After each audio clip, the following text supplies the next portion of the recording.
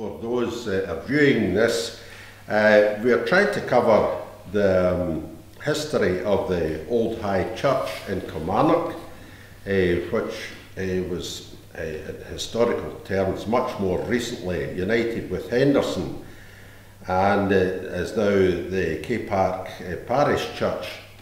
And when they united, they went to the old Henderson Church, which has recently been refurbished.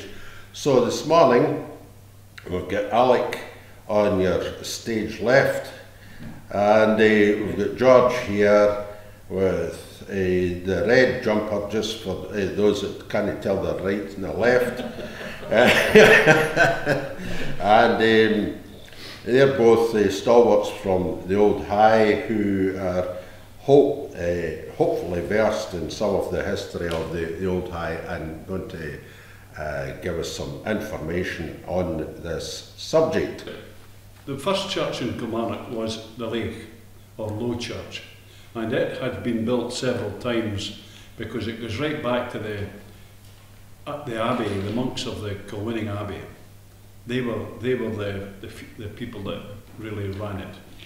Then it came in, and in the 1700s, the lake was getting overstretched with it, so they needed another church. So in 1732, a new church was built to accommodate the ever-growing number of new people living in Kilmarnock. William Boyd, the Earl of Kilmarnock, donated the land, the few being 1 penny Scotch a fast. And the Earl and Bailey John Orr of Battlefield and Gruger gave 1,000 merks, which is £666, 13 and 4pence. And the town council gave £30 from the malt tax. And that's how it started in the beginning. What kind of building was it, George? It was, the stone came from the Townhead Quarry and the Dean Quarries, 2,300 cart loads, a penny to 4 old pence. 4 pence a load. Ah. Right. Mm-hmm. If you don't mind, we'll go on with that. Carry on. What kind of roof was on it? Was it was it a thatch roof, or was it? No, it was a slated roof. Slated roof. Thomas Reid of Saltcoats to supply slates for £4. Robert Henry Slater, £4 for slating the roof. William Fulton, ship's master of Irvine, £30, 11 shillings and 8pence for deals. Dials. I'll tell you about that. The dials is the heavy timbers for the roof. Oh, right. That's what the dials are. William Fulton, that's the £30, that's £30. William Hunter, shipwright, supplies of oak, £3, 6 shillings and 8pence. 3 days of drying of the oak. Coal, peat for drying, 5 shillings. Ale for men doing the heavy lifting, 1 shillings and 4pence. How much ale would you get for that? Thomas Patterson, timber for steeple, £30, 10 shillings. Robert Borland, 6 loads of coal for melting the lead. That was for the tower. That was 5 shillings. Robert and William Hunter built the church. Robert was a stonemason, William was a joiner. Both are buried in the churchyard, adjacent to the grave of John Wilson, who was the printer of Robert Burns' poems. The tower was built later. It wasn't built in the beginning. It was 1740 before the tower was finished. And the cupola was one of the first of its kind in Scotland. Was that a copy from somewhere else? Yes. We reckon the architect, we've no proof of it, but we understand the architect was Gibb the architect, who worked with Wren in London at the time of the fire of London, because they made lots and lots of drawings for churches, so we feel it was copied. And it's the OldHigh, believe it or not, is similar to the St Martin's in the Field. If you look at it, the pillars with the Acast flowers Yeah. are the same. The organs in the same place. The balcony is the same as St Martin's in the Fields, so it gives you a complete copy almost of the St Martin's in the Fields. Can I ask if any of the two went to St Martin's in the Fields at any time? You did, George. And I took photographs. Aye, so that's fine. So there's I've never been in some authority Yes. in the subject. Can I say to you just off the cuff that Gibb, if you go to St Martin's in the Field, you go down into the basements, and there's a story about Gibb, because he was a Scottish architect, came from Aberdeen, and went to Rome and did his training in Rome, and then come back to work with Wren. So at that time he was drawing up lots of ideas for churches, and that was after the Great Fire in London. That's right, and that's what happened there. Okay, so that's put in a historical context. That's excellent. Right. So how long did it take to build the church? I know 8 years. 8 years. On the face of the church, Yeah. up in the corner on the left hand side, there is a stone that says 1732 marked on it. Okay. And there's a watermark just outside the front door. Yeah, surveyor's map. But surveyor's map. But what I'm interested in is the 1732 up in the stone. In about 1800, 1801, the people in the Lake Kirk were having a sermon, and some of the ceiling plates fell down, and the people panicked and really rushed to get out, and 29 people were killed in the rush and trampled and crushed trying to get out of the church. Yeah. So they completely knocked down the whole of the Lake Kirk, Except the tower. except the parts of the tower, and it was rebuilt in 1801. Okay. And So in other words, so OldHigh, the building of OldHigh is the oldest thing. Yes, and it became the High Church then. Yes. It became the High Church. There was the Low Church, was the Lake, and the High The Church. church was ours. In the first instance, there was 2 ministers who were supplied from the Lake, and one was the Reverend Robert Hall, and the second was the Reverend Leslie, and they came to the High Church and preached Sunday by Sunday, and Reverend Leslie's wife was actually mentioned in the poems of Robert Burns. 1784. 1784, the church got its first minister, and his name was the Reverend James Oliphant. He came from Stirling, and he had come from the Gorbals to the High Church. So Stirling to Gorbals in Glasgow, and then to the High Church. And both. That'd be a cultural change, eh? And John Russell followed, and he was born in Morayshire and had been a dominee, in other words, a teacher in Morayshire, and he had a very dark complexion and was quite a frightful man, apparently, according to Burns in the ordination. Burns mentions the 2 of them in the ordination, his poem The Ordination, and that's Oliphant and Russell.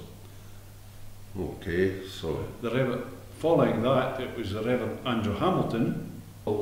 Russell started the first Sunday school in the High Church. Okay. And Andrew Hamilton, he started a library, and the idea was that the people could come in on a Saturday and be taught to read and write, and especially the children, to give them a start.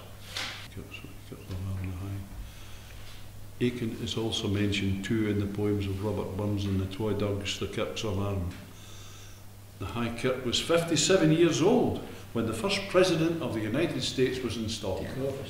There you are. That gives you that gives so the 2 or 3 generations had gone in before the first President of the USA. The United States was inaugurated.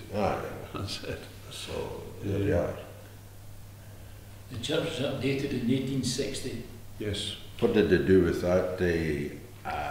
Before that, though, that Reverend Main, it was called the Disruption, and in the Disruption, the Reverend Main left the Old High and crossed the road and took 90 members of the church with him to become the Free Church of Scotland. And that then eventually became the West High. The West High Parish Church. That's interesting, isn't it?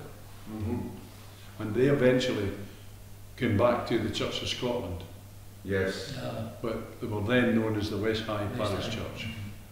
And they in time joined the League. Yes. You know, 1868 was when they started. The managers thought it was time to do some refurbishment. They moved them all to the Corn Exchange, which is the Grand Hall. And they took the pulpit with them. When was that? 1868? The Corn Exchange is they talked about then, but it was the Palace Theatre.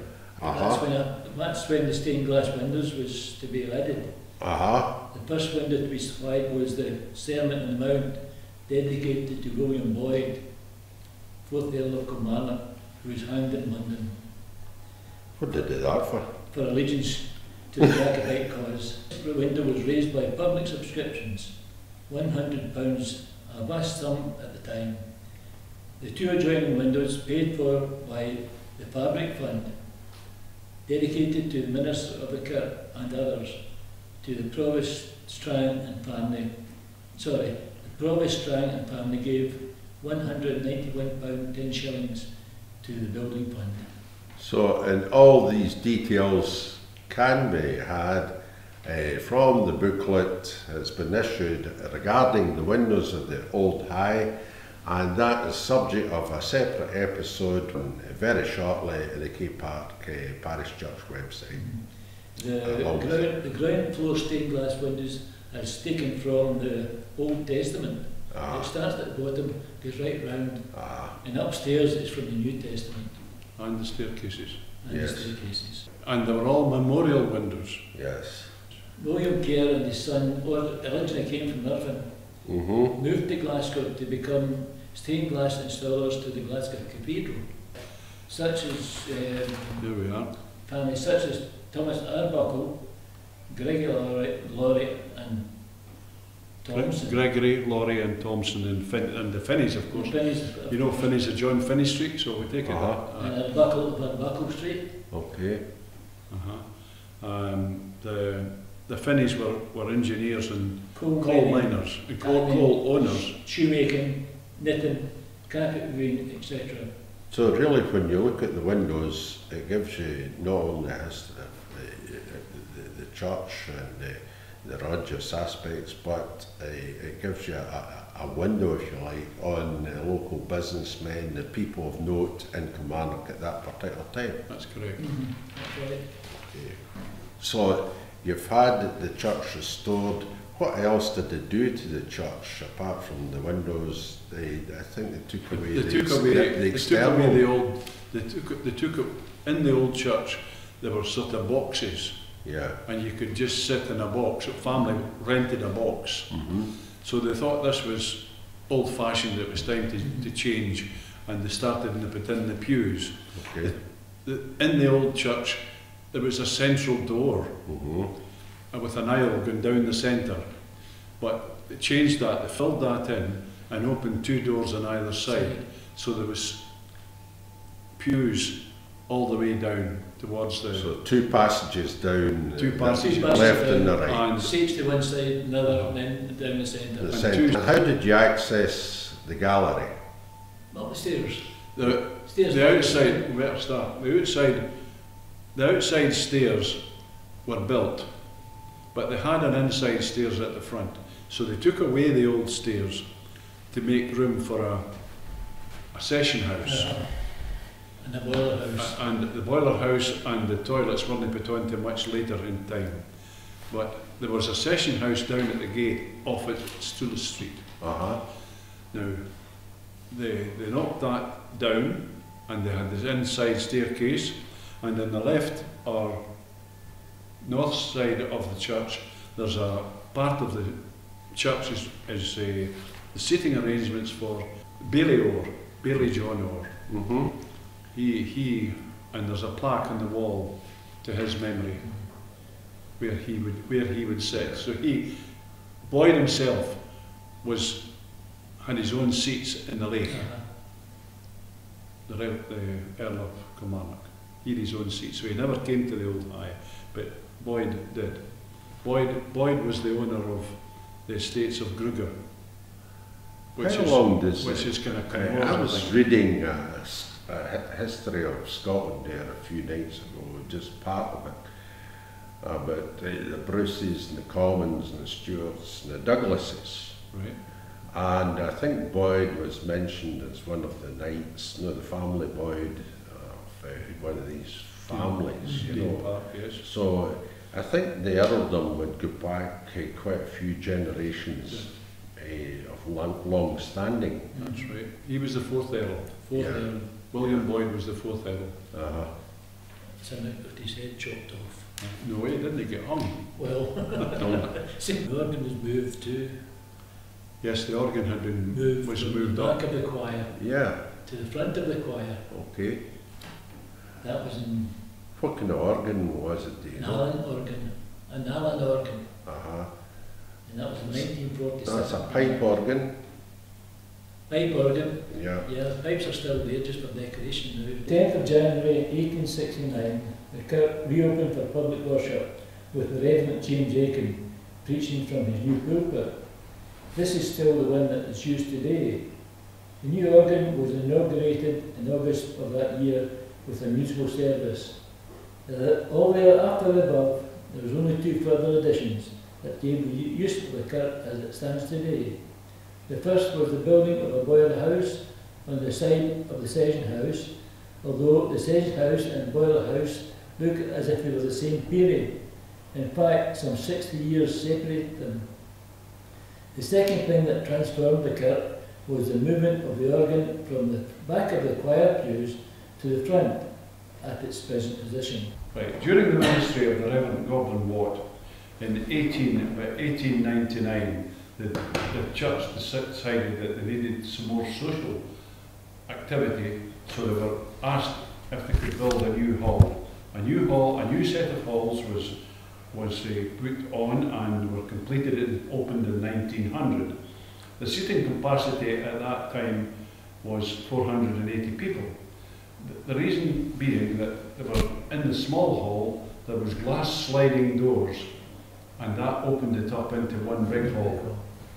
The halls consisted of a small hall to the right, a large hall in the centre, and on the left there was a parlour, a big kitchen and toilets. What about the people? What kind of a catchment area are we talking about? The parish, well, the lake had their own parish, but the church, when the OldHigh or the High Church was established, their parish was the houses around the area,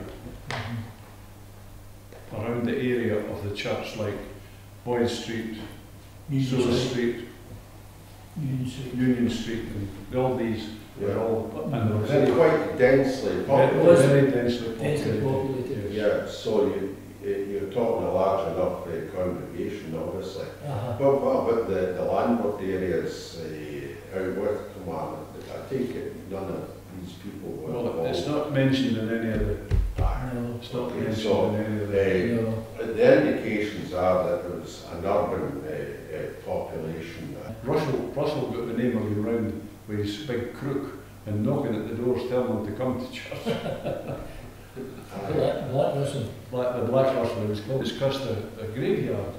Okay. Tell me about the The graveyard. churchyard. The churchyard at the beginning was quite tight and small, and the managers of the church, so as managers, but they're not referred to as elders, they're called managers, and they bought up a lot of the small cottages that surrounded the church and back street. Back Street. And another surrounding area, Sewell Street, and they eventually managed to take it out, and there was a wall built round the exterior of the church, and it was about 12 feet high? No. More than that. No. It's only about 6 feet high. Big, Right round the church. no, bigger than that. No, the front of the church was about 12 feet because it was lowered down. But along the viaduct, it was only 6 feet high off the grass. Well, George, you can't argue that. I have a photo. I have Can't a argue that, Bill. two famous people. two famous people were buried in the Old High, and that was the Tannock brothers. Yeah. And the Tannock brothers was a painter, and he painted Burns's portrait. Now, I have a photo in the house, and it shows Sandy MacDonald, the minister, having a memorial service with members of the Burns's clubs there, because they were putting up a new plaque to the memory of the two Tannock brothers, and the wall stood well above Sandy MacDonald's head. So it was very high. He's probably just a wee guy though. Aye, he was. Well, you think, George, he's thinking 12 feet high. That big beams up there, it's 10 feet high. Well, it's not maybe as much as that. 8 feet. I just know they were high. I know. And the point I'm coming to is that in the 1900s, after Sandy MacDonald's time, It was during Sandy MacDonald's time. No, it wasn't. They turned the walls down. First of all, there was vandals come in, and they knocked down 70 to 80 headstones, and between 68 and 78, 1968 and 78. Went to town council, and the job creation was on the go at the time. And the job creation people come in, the rest were laid flat. And they surrounded it with ash, and then put grass seed on it. So that's when the changes were. That was in Sandy MacDonald, Alexander MacDonald's time. Quite a good idea, because it looks quite nice. And the Lake Church have also got something similar in their ground surrounding their church. And what about the people in the graveyard? Well, that's... There's a list of them here. I've got a list of them here. I'll not mention them all, but... Tombstones of special interest in the graveyard. We've got 23 from here. Reverend Andrew Hamilton. You want the dates? No, I don't know. think so, no. Reverend Andrew Hamilton. Matthew Wilson. Who's he? Publisher and journalist. Right. Reverend John Simonton. King Street Church. Turner McNaught, presenter, OldHigh Kirk. John Wilson, publisher of the Burns Poems. Moyle and Robert Hunter, builders of the OldHigh Kirk. Robert Stewart, great-great-grandson of Rob Roy McGregor. My goodness. The Finney sisters, Sarah M. Arbuckle, J.C. W. Mitchell, Annie R. Beckett. Reverend James Aiken, minister of OldHigh Kirk. The Reverend James McGeoch, minister of the OldHigh Kirk. John Railton, son of William Railton, architect of renovation of church. Thomas Morton of Morton Observatory, astronomer. The Reverend Peter McKindle, 1749 to 1850, biographer of Dr. McKinley of Lake Kirk. Reverend Peter Campbell, Henderson Church, 1850 and 35th year of his ministry. Reverend William Young, Free Church of St Andrews, 1869, 25th year of his ministry. Alexander Hartness, Rector of Academy.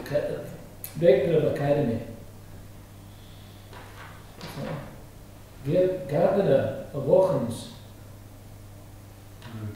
Gardener of Watkins Estate. Bailey Craig, the Tannock Brothers, Reverend William Thompson, Old Monkland, 1841. The Reverend H. Arbuckle, Kirkcoswell, 1911. James Sampson, granddaughter of Tam Sampson, 1782. The Reverend James McKinley, son of Dr. McKinley of the Lake Kirk. That's 23 famous names buried in our church. Well, there'll be more. There'll be more.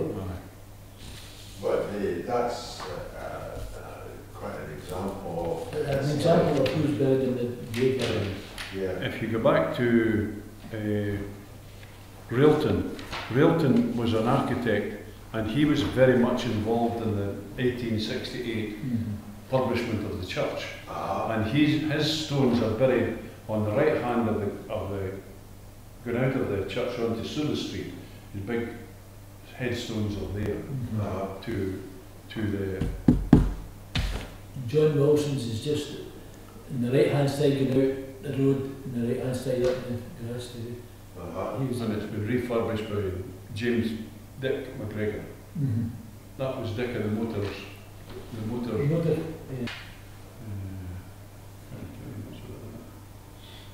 Tells anything about Sunday school. The other organisations within the church. Yeah, there were.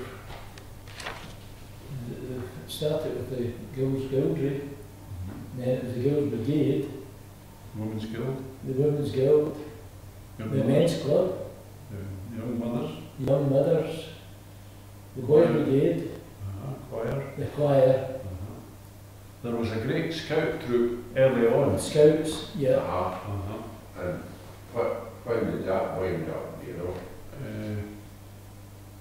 Did the BD come after the Scouts? It was 40 years ago anyway, when they wound up. Yeah. So, how long did you have the BD in the OldHigh? Well,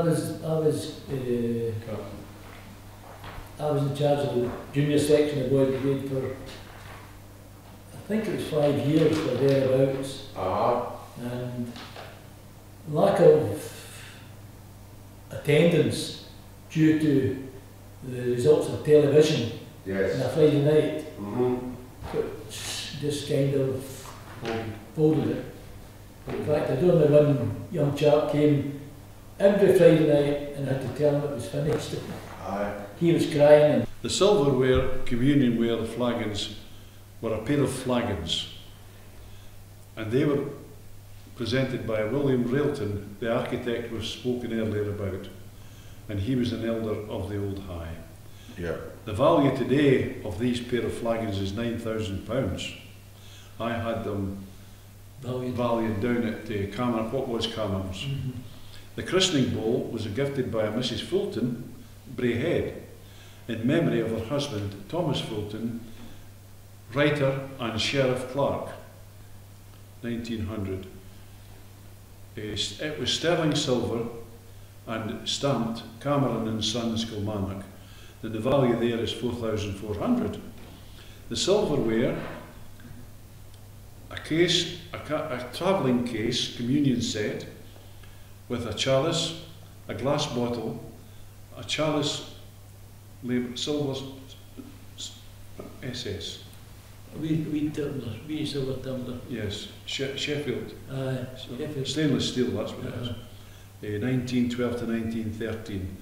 Presented by the Women's Guild, the Girls and the Girls Guild in May 1920. Weighs 156 grams, value £800. Silverware, a pair of plated vases, both stamps APNS, CTB, and they're valued at £750. Now there's another pair of communion chalices, I think they're the older ones, 105mm by 105mm by 103, circular urn style shafts, given to the chapel by Messrs. William Boyd and Alec Tuff, 1770, and they're worth £8,000. The silver pair, another silver pair of chalices, similar to the above, presented by Mrs. James Thompson, 1830. Sterling silver, stamped Glasgow, 1829-30, duty 2K. And that value is away about 4,400. The full value is 32,200. Because we're silver. What I'm trying to say is the Alec Tuff was, I looked them up and I reckoned that he must have been related to a doctor who had been reprimanded for attending to the Covenanters. The Covenanters, that's right. And I reckon that William Boyd at that time could have been related to the Earl. But he was they were both elders in the church. I've checked it. I'll check that. So what was the attitude to the Covenanters? I took the I went onto the internet, Alan, and I did quite a bit of digging, and I looked up this Alec Tuff, and it turned out he had a place in Green Street. You're right. And he had a surgery, and he had been attending to Covenanters, and he was lucky they didn't shoot him or whatever they was going to do with him. He was let off anyway. So there's no truck with Covenanters in Kilmarnock then, eh? Oh, aye, you had Nisbet that was hung in the square. He's in the cross. But he's buried in the lake. When I said no truck, they weren't terribly popular then. The Tuff's buried in the lake. But see, if you go up, for instance, if you up the Lanark Valley, the Clyde Valley, yes. And they start in Clyde Valley, there's a church there, the Covenanters used. That's right, Douglas Church. Yeah, and they had lookouts posted for north, south, east and west. Yes, and they also had the internal part of the church all closed off, so you couldn't go through from one section to another, and each separate section had an escape door, or a door, and even the pulpit, behind the pulpit was a door for the minister to open and disappear through if the warning was up, the red coats were on the march. You know. But from what you're saying there, George, it wasn't just the red coats that Covenanters had to look out for, but I suppose the Covenanters must have been strong, obviously. All over Ayrshire. All over Ayrshire and Lanarkshire. There are two buried in Pennock Church. There's got the heads, they actually got a calf's head on the wall where the men are buried there. Yeah. And Colonel Payton, I think, is one. He's the main one, but there's 5 or 6 in Fenwick Cemetery. But besides that Douglas church that you referred to, by and large a lot of their worshipping would be in the open. Yeah. In the moors. I had a book about the Covenanters at home because I was in the Covenanters, believe it or not. They're based in Lanark. And the book tells you right from the start of the Covenanters to disbanding, and they disbanded 2 years after I left the army, and they disbanded at Muirkirk, but they had the north, south, east and west sentries even at that time, and when they disbanded, just everybody walked away, just that was it, finished. A regiment for hundreds of years. I don't know what did that book. What's your regiment? Cameroon and Scottish Rifles. Oh, of course it is. Cameroon. So that was they derived their strength from Covenanters. Local men. Yeah. So obviously that none of that's any part of the history of the OldHigh. No, not really. No. But it's just passing mention. It's just that was the restoration of the church. Yes. And that was a mistake seemed to be made about the 1950s, where they came along and they put cement into the joints of the stone, and eventually the rain and the frost worked away the stone and the cement. And it ruined it. That's what ruined it. So that's why it had to be. Then they just do the joints. They did over the stone. Instead of just doing the joints, they did over the stone too. And that's Oh, It you know, started not breaking in the joint, but over the joint. Yeah, yeah. And it yeah. made a right mess. And we were getting to the stage that we were absolutely frustrated because we couldn't get it repaired. No. No. Alec was a builder and So there he was did a his massive refurbishment then, wasn't there? That's fairly recent times, Alec. Oh, aye. It's only in the last, what, decade? Yeah. Mm-hmm. It's... And who paid for that restoration again? The grants came from? Well, the restoration, we had a restoration fund. Yeah. But we also went to, there was about 5... It's Historic Scotland. Historic Scotland and the lottery. Yeah. Yes. And we finished up, including the amounts raised by the people of the church and other agencies, with £330,000. There you are. And it was repaired. Yeah, no, it's all done. Except the tower, it wasn't cement. Church towers are famous for being left, eh? I think we've got a similar problem here as we speak. Exactly. Okay. Exactly. Thank you very much, gentlemen, for your time here this morning. Okay. Is that yours or mine? That's yours.